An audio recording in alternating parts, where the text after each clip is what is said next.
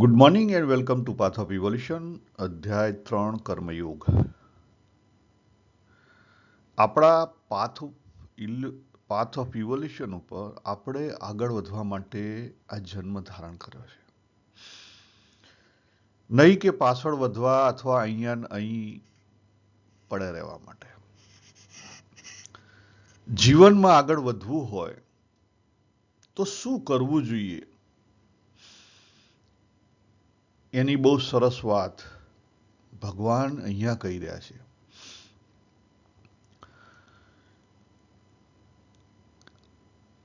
ખરેખર આપણે જોઈએ તો આપણે શું ફોલો કરવાયેલા છે, કયું હથિયાર આપણને મળેલું છે, કયું બીજ આપણને મળેલું છે, કયો છોડ આપણને મળેલો છે જેનું આપણે જતન કરીને વૃક્ષ કરવાનું છે, આપણને એની ખબર નથી. ત્યાં તકલીફ છે. ભગવાને શરૂઆત કરી પ્રકૃતિ સમજાવવાની. આ જે પ્રકૃતિ છે ને, પ્રકૃતિના ઘણા બધા આયામ છે. એમાં પ્રકૃતિ રૂપ આપણને એક બીજ મળેલું છે.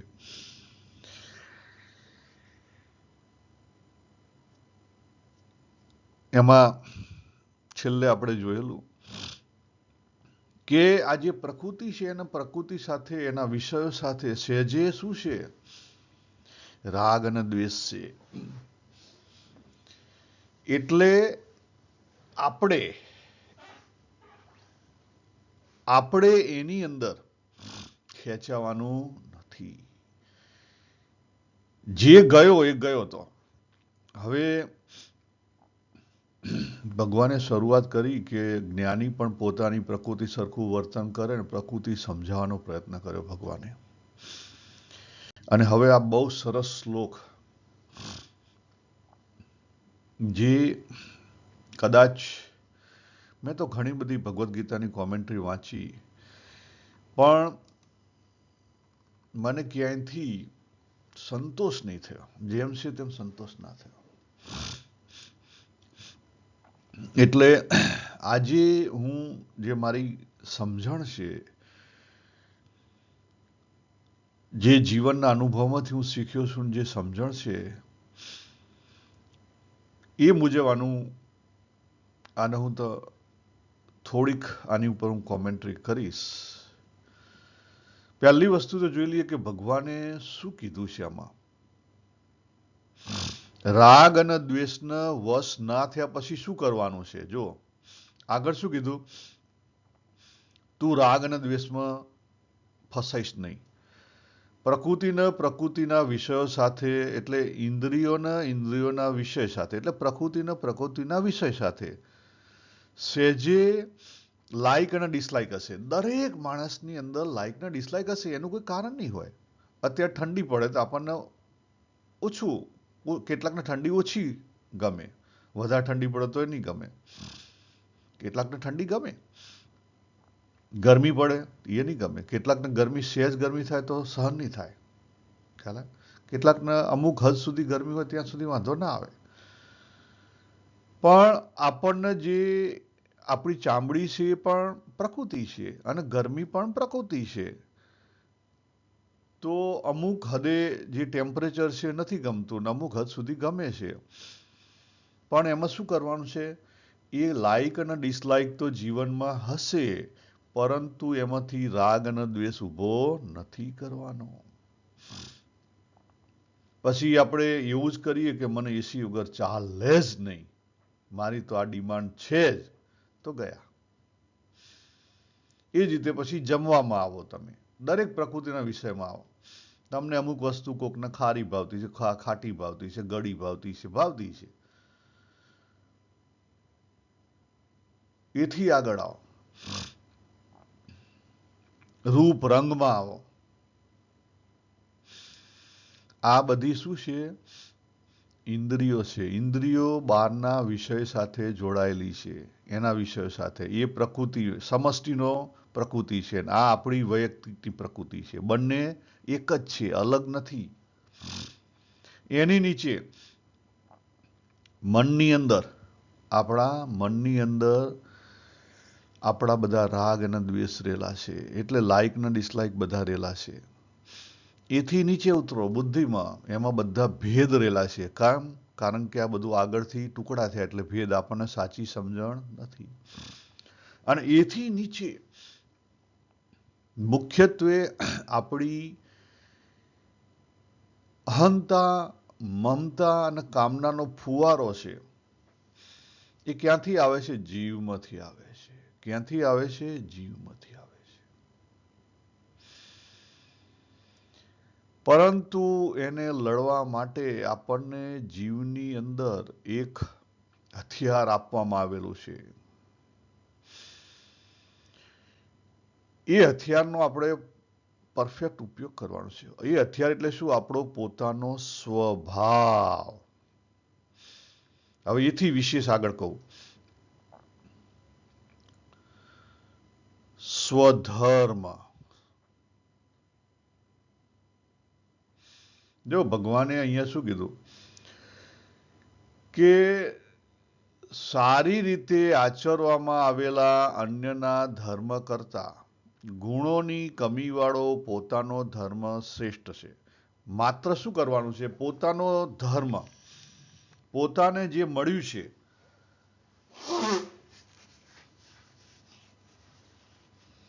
પોતાની જે બીજ રૂપ પોતાને જે મળ્યું છે, ગમે તેવું હોય. એટલે આપણે આગળ જોયું હતું લીમડો અને આંબો. આપણને લીમડો મળ્યો છે, આપણે લીમડા છીએ.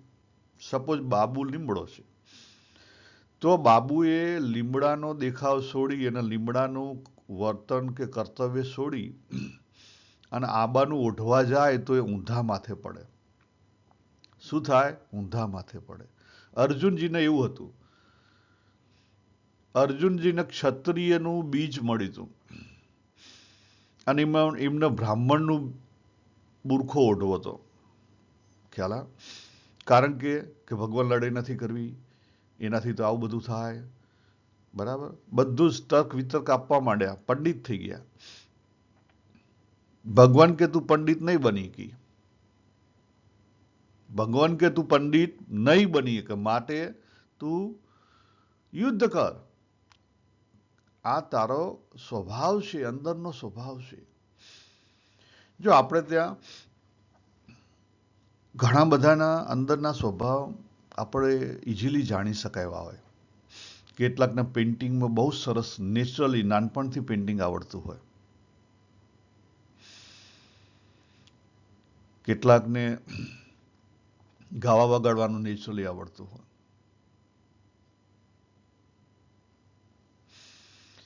આ બધી વસ્તુઓ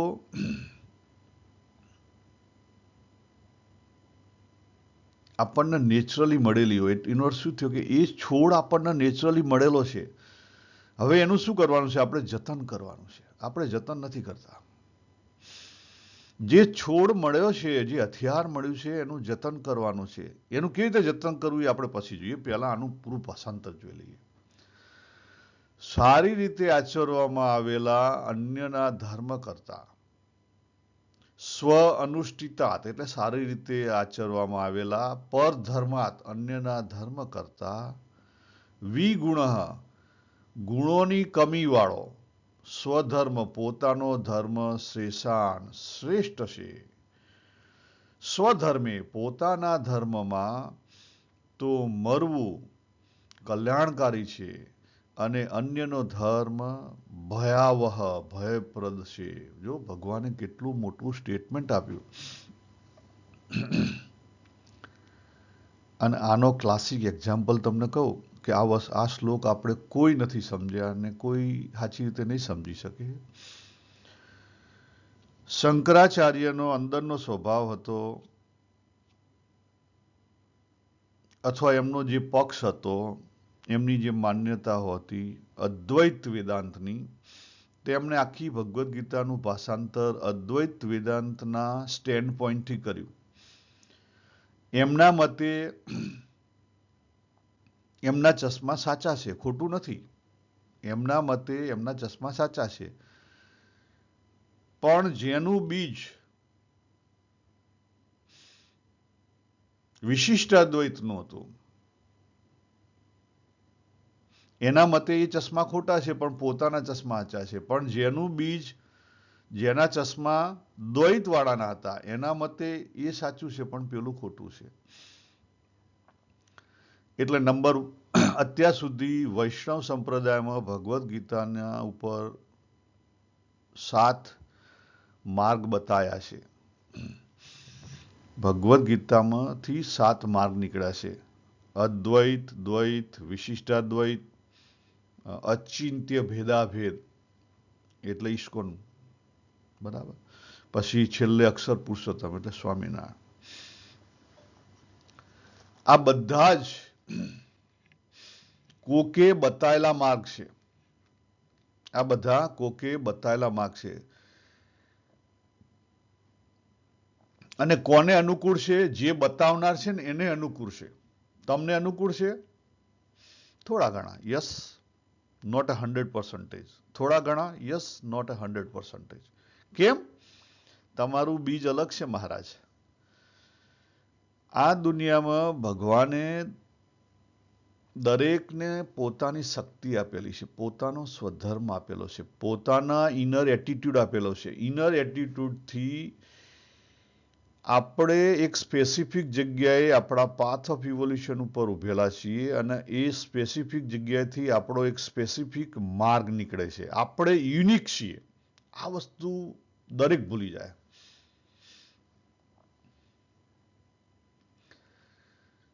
એટલે હું જ્યારે સપોઝ ભગવદ્ ગીતાનું અર્થઘટન કરતો હોઉં તો એમાં મોટા ભાગે મને જે ગમતું હોય એ વાત તો આવે જ. મારું અંદરનો ઇનર એટીટ્યુડ છે તો આવે જ, પરંતુ મારે કેવી રીતે કરવાની છે વાત? સમત્વમાં રહીને કરવાની છે. થર્ડ પાર્ટી બનીને કરવાની છે. જો થર્ડ પાર્ટી બનીને ના કરું તો પછી સામેની વ્યક્તિને ખોટું પડે. સામેની વ્યક્તિને ખોટું પડે. હવે ઝડપથી આપણે આગળ જઈએ. આજે માત્ર 35મો શ્લોક જ જોઈશું. સ્વધર્મની વાત કરીશું. આગળ અહીંયા એક સ્લાઇડ છે, એને સ્વધર્મ અને ધર્મ 18મા અધ્યાયનો 60મો શ્લોક બેનું મેચિંગ કરાયેલું છે. એની ડિટેલિંગ આપણે કોઈ પછી વાર કરશું. અત્યારે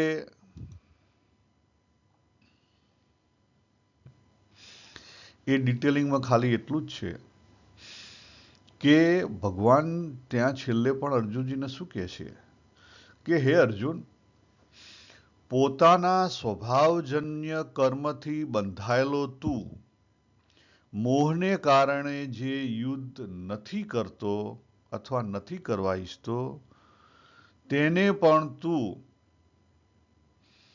પરવશ થઈને તારા સ્વભાવ મુજબ, તારા ધર્મ મુજબ કરીશ. તો જે ધર્મ અહીંયા બતાવ્યો, જે સ્વભાવ બતાવ્યો, અર્જુનનો સ્વભાવ કયો હતો? ક્ષત્રિયનો હતો. એનું બીજ ક્ષત્રિયનું હતું. પરંતુ ભગવાન કહેવા અહીંયા શું માંગે છે? ભગવાન જે આપણે 34મા શ્લોકમાં વાત કરી એ વાત કરવા માંગે છે. ભગવાન એટલું જ કહેવા માંગે છે કે આપણે આપણો મેઇન ધર્મ જે છે એ જ ફોલો કરવાનો છે, પણ એમાં જે રાગ અને દ્વેષ રહેલા છે ને એ કાઢી નાખવાના છે. એ કાઢી નાખવાના છે. આટલું થઈ જાય તો તમે ધનધનાઈને તમારા જે પાથ ઓફ ઇવોલ્યુશન છે એની ઉપર આગળ વધી શકો.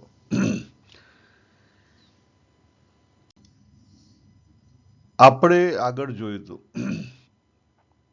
આ 5 વસ્તુ: logical mind, emotional mind, upper subconscious mind, lower subconscious mind ને ફૂલ જીવા. જ્યાં સુધી, કારણ કે આપણું બીજ જીવાની અંદર રહેલું છે, એ બીજને આપણે મોટું કરવાનું છે, આપણે માળી બનવાનું છે. અને ખાતર પાણીને કોણ આપશે? ખાતર પાણીને, જમીન ખાતરને પાણી કોણે આપી છે? પ્રકૃતિએ. અને પ્રકૃતિ આપી રહી છે. એવી તમારી રસ્તામાં એ પ્રમાણે જ તમને જીવનમાં પરિસ્થિતિઓ આવશે જ. આ આપણે આપણી ટેન્ડન્સી વિશે જોયું હતું. સેમ વસ્તુ આપણે જે અત્યારે વાત કરી 5 લેવલ, એટલે 4 લેવલ આપણા જે બતાવેલા છે, જો અંદર લખેલું જ છે. પહેલો પ્રોબ્લેમ કયો છે આપણો? પહેલો પ્રોબ્લેમ આ છે કે આપણે અનેકતામાં વહેંચાયેલા છીએ. એટલે આપણી શક્તિ નથી રહી. આપણી ડોલમાં પાણી ભરાતું નથી, કારણ કે એમાં 20 કાણા છે. પહેલી વસ્તુ એ કાણા બંધ કરવાની વાત કરો. લોકનું ઓઢવાની જગ્યાએ એ કાણા એટલે શું છે? એ રાગ અને દ્વેષના લઈને કાણા છે. એ કાણા કોના લઈને છે? રાગ અને દ્વેષના લઈને. સારનો સાર ભગવાને 34 અને 35માં શ્લોકમાં વાત કરી છે. અને 33માં શ્લોકમાં પણ ભગવાને એ જ વાત કરી કે જ્ઞાની પણ પોતાની પ્રકૃતિ સરખું વર્તન કરે, પણ જ્ઞાનીની પ્રકૃતિના વર્તનમાં શું ના હોય? જ્ઞાનીની પ્રકૃતિના વર્તનમાં રાગ અને દ્વેષ ના હોય, અને આપણી પ્રકૃતિમાં આપણા વર્તનમાં રાગ અને દ્વેષ હોય. આટલો જ ફેર હોય, બીજો કોઈ ફેર નથી.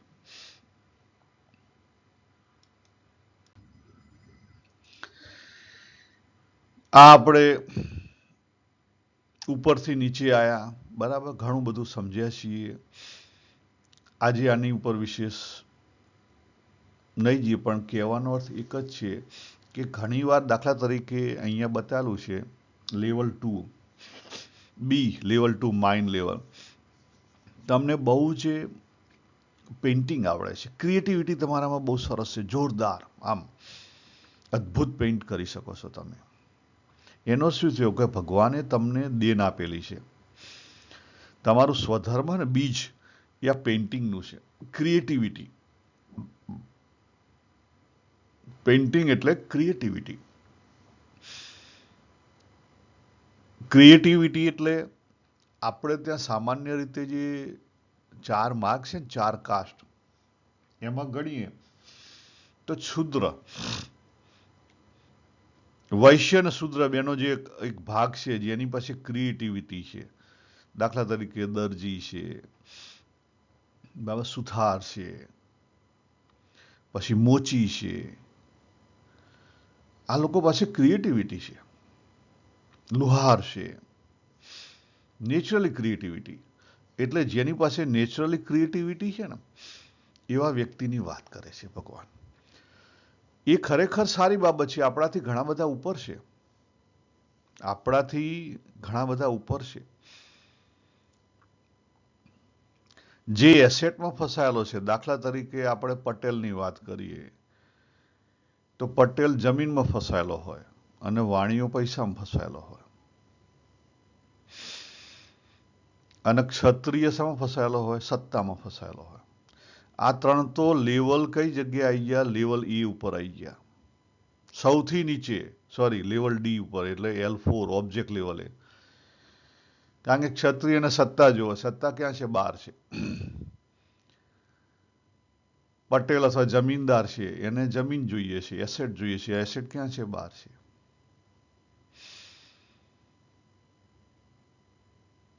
વાણિયા છે, ધંધાદારી છે, એ લોકોને પૈસા જોઈએ છે. પૈસો ક્યાં છે? બહાર છે. એને તો હજી મંજિલ બહુ દૂર છે. પણ જે પ્રમાણે હું આ દુનિયાદારી જોઈ છે, એ મુજબ કહું તો માઇન્ડ લેવલે જેને સપોઝ સંગીતનો બહુ શોખ હોય, પેઇન્ટિંગનો બહુ શોખ હોય, એ લોકોને આગળથી આટલું હાઈ ક્વોલિટી બીજ મળ્યું છે, પણ જતન કરવું અઘરું હોય છે. મોટા ભાગનાને ફેલ જતું રહે છે. જતન કરવું અઘરું છે. જતન કરવું અઘરું છે. મોટા ભાગનાને ફેલ જતું રહે છે. જાતે ચેક કરજો કે તમે ક્યાં ફસલા છો. આપણા બધા જે અમુક બહારના ધર્મ છે, પતિ તરીકેના, ઓફિસ તરીકેના, એ બધી વસ્તુઓ છે, નથી એવું નહીં. એટલે સૌથી પહેલું જ્યારે સમજણ આવે ત્યારે સૌથી પહેલી શું ચેક કરવું પડે? પોતાની પર્સનાલિટી ચેક કરવી પડે. પોતાની પર્સનાલિટી મુજબ પોતાની પર્સનાલિટી, ઇનર પર્સનાલિટીને ડેવલપ કરી પોતાની પર્સનાલિટી મુજબ સમાજની અંદર પ્રવૃત્તિ કરવી અને રાગ અને દ્વેષ વગર પ્રવૃત્તિ કરવી, એનું નામ સ્વધર્મ, અને એ વ્યક્તિ જ્ઞાની વ્યક્તિ. આટલું સમજી રાખો. અને પોતાની પર્સનાલિટી પ્રમાણે થાય તો જો આ લખેલું છે ને આ બધા એક થઈ જાય. અત્યારે જે અલગ અલગ છે ને એ બધા એક થઈ જાય. દરેકની પર્સનાલિટી અલગ છે. દરેકની પર્સનાલિટી અલગ છે. પણ એથી બહાર નીકળવાનું છે. જો આ મેં ને સામાન્ય આપણા 4 કાસ્ટ છે ને, 4 કાસ્ટની બેઝ ઉપર કરેલું છે કે ભાઈ સપોઝ બી છે તો ક્ષત્રિય છે, એ છે તો વૈશ્ય છે, સી છે તો શૂદ્ર છે, ને ડી છે તો બ્રાહ્મણ છે. પણ એવું કંઈ જરૂર નથી કે તમે બ્રાહ્મણ કુળમાં જન્મ્યા હો તો તમે અંતર્મુખી સ્વભાવ હોય. ભગવાન બુદ્ધ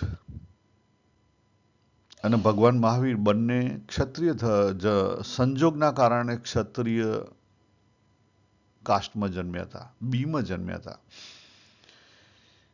પણ એમનો સ્વભાવ કયો હતો એ જો ચેક કરો. તમે તો ભાગ્યા, એ પોતાનો સ્વભાવ, પોતાનો સ્વધર્મ ડેવલપ કરવા ભાગ્યા. પોતાનો સ્વધર્મ ડેવલપ કરવા પામ્યા. મેં આગળ વાત કરી હતી આંબાની, લીમડાની, અને આંબાની વાત કરી હતી. 2 વસ્તુઓ થાય. તમે આંબો છો બરાબર છે, પણ એને આંબાને આંબા તરીકે માળીએ સાચી રીતે એનું જતન ના કર્યું હોય તો એ પેલા આપણા જંગલમાં આંબા હોય છે ને એવો હોય. એની એ પૂર્ણતાએ ના પહોંચે. અને આંબો લીમડાનો દ્વેષ ધારણ કરવા આવે તો પણ પૂર્ણતાએ ના પહોંચે. એટલા માટે ભગવાન અહીંયા એ વાત કરે છે કે ભલે તું લીમડો છે તો લીમડા તરીકે તારું ડેવલપમેન્ટ કર, પણ રાગ અને દ્વેષ વગર. જો કબીરજી વણકર હતા, એમણે કંઈ છોડી નથી દીધું, બરાબર. અને એમનો જે છેક સુધી એમણે જ્ઞાની થયા તો પણ, કારણ કે એને જરૂર જ નહોતી. એનો ઇનર એટીટ્યુડ એ પ્રમાણેનો હતો તો એની કોઈ જરૂર જ નહીં. એ જ રીતે રવિદાસ જૂતા સીવતા હતા તો કઈ વાંધો નહીં, એમાં શું વાંધો? ખ્યાલ આવે? એટલે આપણે આપણા અંદરના જે ઇનર એટીટ્યુડ છે એને પહેલો ઓળખવો પડે. ખરેખર સાધનામાં પહેલું કામ એ છે. પણ અહીંયા આપણે શું કરીએ છીએ? આપણે જઈએ અદ્વૈત વેદાંત વાળામાં. આપણને થોડું ગમતું હોય જ્ઞાન વિશે તો અદ્વૈત વેદાંતમાં જઈએ. પછી એસી વિશે કે અહીંયા નજીકમાં કદાચ ઇસ્કોન હોય તો અચિંત્ય ભેદાભેદ હોય તો એમાં જઈએ. કા પછી કોઈ સ્વામિનારાયણ હોય તો સ્વામિનારાયણમાં જઈએ, કોઈક બ્રહ્માકુમારી હોય તો બ્રહ્માકુમારીમાં જઈએ. યસ, એ સારી બાબત છે. પહેલા સ્ટેપની સાધના માટે ખરાબ બાબત નથી. ત્યાં ઘણું બધું સારું શીખવવામાં આવે છે. પણ એનાથી તમે ભ્રમરૂપ નહીં થઈ કહો. હું નહીં કહેતો, ભગવાન કહે. 35મા શ્લોકમાં વિચારો. કારણ કે એ બધા કોના છે? બીજાના ધર્મ છે. કોના છે? બીજાના ધર્મ છે.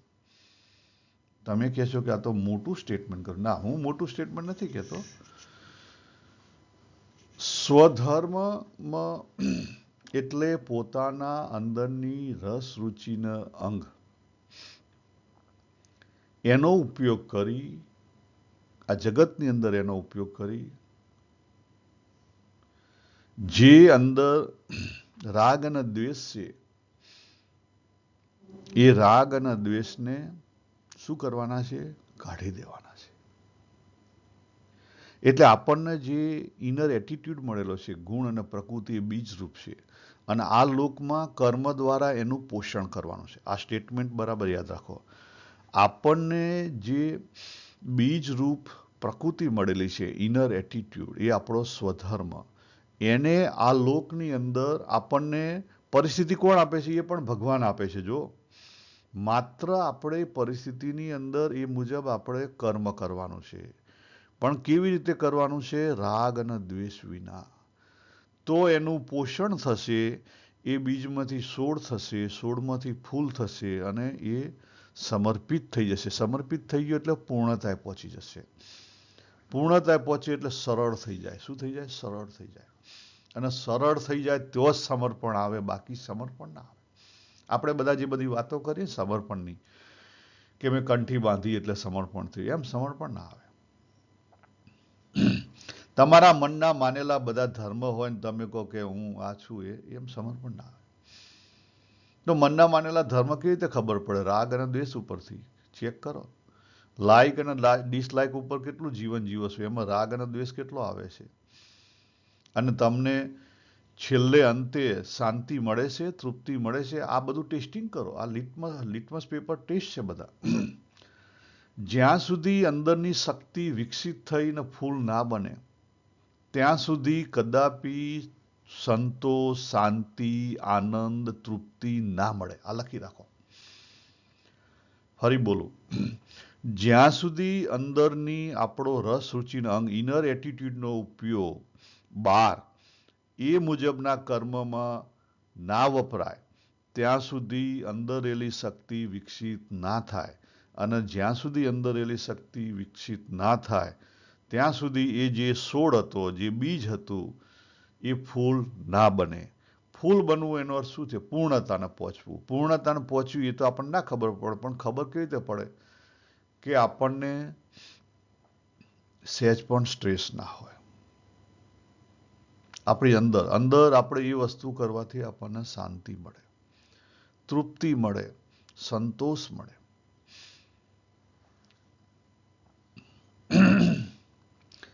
એટલે આપણું મિશન શું છે? બીજમાંથી આપણે એ ફૂલ બની જવાનું, પૂર્ણતાએ પહોંચવાનું.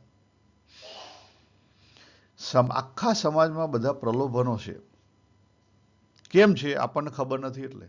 આપણે અંદર નથી જોતા, આપણે બહાર જોઈએ છીએ એટલે. સાચી વસ્તુ કઈ છે? આપણે બહાર જોઈએ છીએ એટલે. બહાર જોઈને બહારની કમ્પેરિઝનો કરીએ છીએ એટલા માટે. થોડીક ડિટેલિંગ કરી લઈએ કે સ્વધર્મ, સ્વનો ધર્મ આપણે લઈને આવેલા છીએ. બીજ એ અજાણ્યો કેમ છે? કારણ કે આપણે એની ઉપર અંતરદ્રષ્ટિ કદી કરી નથી. આપણું બાળક હોય,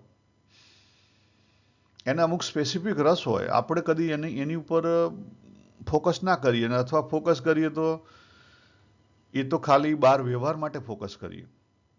અને પણ એને લઈ જઈએ, આપણે જે માનતા હોય ને ત્યાં લઈ જઈએ. આપણે ભગવાન સ્વામિનારાયણ માનતા હોય તો ત્યાં લઈ જઈએ, ભગવાન કૃષ્ણ માનતા હોય ત્યાં લઈ જઈએ, ભગવાન મહાવીર માનતા હોય ત્યાં લઈ જઈએ. બરાબર. હવે અહીંયા આપણને શાંતિ કેમ છે? કે દાખલા તરીકે હું સ્વામિનારાયણ ભગવાનના ત્યાં કોઈ સભા ચાલતી હોય ત્યાં જઉં તો મને ત્યાં ડર કેમ ના લાગે? કારણ કે આજુબાજુ બધા જ ફોલોવર બેઠા હોય. બરાબર. પછી મોટેરા સંત મહાત્મા, મહંત સ્વામી જેવા મોટેરા સંત મહાત્મા બેઠા હોય. આપણે ભગવાન સ્વામિનારાયણને તો નથી જોયા, પણ મોટેરા સંત મહાત્મા, મહંત સ્વામી જેવા કે બેઠેલા હોય તો આપણને ડર ના લાગે. આપણને શાંતિ રહે, બહારની શાંતિ રહે, અંદરની શાંતિ નહીં. જે કહેવાય ને કે શાંતિ ને અશાંતિ, એમાંની શાંતિ રહે. આપણને એવું લાગે કે ઓહો, આટલા બધા ફોલોવર છે, આટલા મોટા સંત છે, આપણે આ વસ્તુ ફોલો કરવી જોઈએ, આપણે આ ધર્મ અપનાવવો જોઈએ. પરંતુ એ ધર્મમાં, હવે હું મોટું એક સ્ટેટમેન્ટ આપું છું, કદાચ તમને ના પચે. એ ધર્મ અપનાવવાથી તમારી અંદર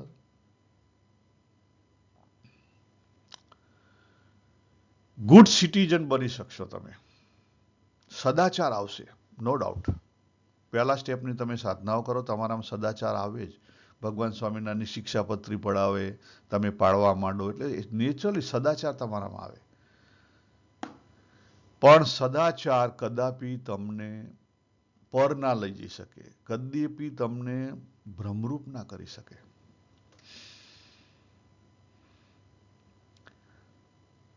સાધુ અને અસાધુ બંનેથી પર થાઓ ત્યારે તમે ભ્રમરૂપ છો.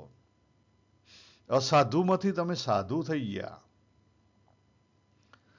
પણ એ તમને પૂર્ણતાએ ના લઈ જાય, છેક સુધી ના લઈ જાય. ખ્યાલ આવે? એટલે કદાચ ઘણા બધાને એવું લાગે કે પરધર્મની વ્યાખ્યા મેં ખોટી કરી. ના ના ના, એવું નથી. સ્વધર્મ એટલે તમારો ઇનર એટીટ્યુડ. પરધર્મ એટલે બીજાના ફોલોઅર બનવું. કોઈના ફોલોઅર બનો એટલે તમે ત્યાં અટકી જાઓ. મેં આગળ ભગવદ્ ગીતાના પેલા કુરુક્ષેત્રના યુદ્ધના ચાર પ્રકારના માણસોની વાત કરી હતી.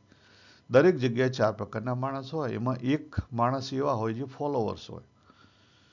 ફોલોવર્સ બીજું ના જુઓ. ફોલોવર્સ એ જે રૂલ્સ અને રેગ્યુલેશન એસ્ટાબ્લિશ થયેલા એટલું જોઈથી બહાર ના જોઈ શકે.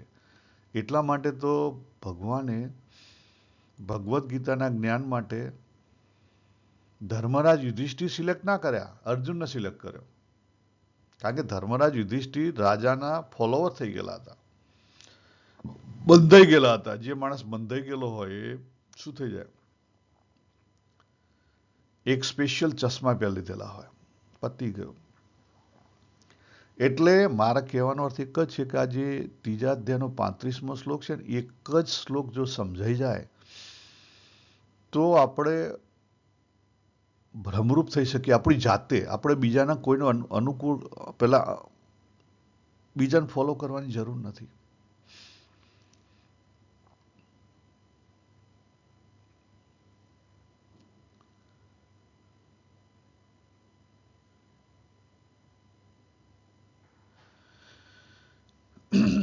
રસ્તા બધા બહુ જ છે.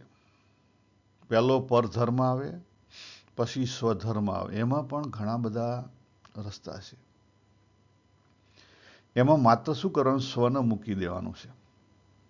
પહેલું પરને મૂકવાનું છે. પહેલું શું કરવાનું છે, પરને મૂકવાનું છે. પછી સ્વને મૂકી દેવાનું છે. એટલે માત્ર શું બને, સર્વધર્મ, સર્વ બને. બરાબર? એટલે સ્વ જતું રહે એટલે પછી સર્વ શબ્દ વાપરવાની જરૂર ખરી ના. સર્વ વાપરવાની જરૂર ખરી ના. પછી માત્ર ધર્મ રહે. ધર્મ એટલે અંતે જતા જે પ્રાપ્તિ છે, જે આનંદ છે, જે મંજિલ છે, જે પરમાત્મા છે, એ કેવા છે, એક છે. એ કેવા છે, એક છે. તૃપ્તિ કેવી છે, એક છે. પ્રાપ્તિ કેવી છે, એક છે. આનંદ કેવો છે, એક છે. પૂર્ણતા કેવી છે, એક છે. પરમાત્મા કેવા છે, એક છે. એટલે તો પછી ભગવાને છેલ્લે અર્જુનને વાત કરી કે અર્જુન, મેં તને પરધર્મમાંથી તું બ્રાહ્મણનો ધર્મ લેવા જતો હતો ત્યાંથી રોક્યો. સ્વધર્મ તને ક્ષત્રિયનો ધર્મ બતાવ્યો, તારે લડાઈ કરવાની છે એ બતાવ્યું. અને પછી છેલ્લે ભગવાને શું કીધું કે એ બધી વાતો કરી, તારે કેવી રીતે કરવાની છે લડાઈ, રાગ અને દ્વેષ વિના. રાગ અને દ્વેષ વિના લડાઈ કરવાની છે. એટલે એનો શું થયો, સર્વ ધર્મ પરિત્યજ્ય, તું બધા જ મનના માનેલા ધર્મ છોડી દે. આ વસ્તુ ભગવાને ફરી પણ કીધી છે. ખ્યાલ આવે? 18મા અધ્યાયમાં કીધી ને. પણ ત્યાં આપણે જેમ છે તેમ સમજવા તૈયાર નથી. કયો શ્લોક? 18મા અધ્યાયનો 66મો શ્લોક. સર્વ ધર્મ પરિત્યજ્ય મામેકમ શરણમ વ્રજ. એટલે ભગવાને ભગવદ્ ગીતામાં અર્જુનના ત્રણેય ધર્મની વાત કરી. પરધર્મની વાત કરી, અત્યારે સ્વધર્મની વાત કરી રહ્યા છે. અને સ્વધર્મનો અર્થ શું થયો કે સ્વધર્મને ફોલો કરીએ તો આપણી અંદર જે કામ, ક્રોધ, લોભ, મોહ, મદ, મત્સર, ઈર્ષા છે એને આપણે હરાઈ શકીએ.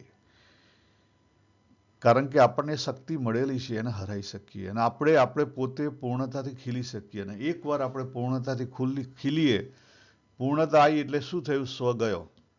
પૂર્ણતા આવીનો શું થયો, સ્વ ગયો. તમે સરળ થઈ ગયા. માટે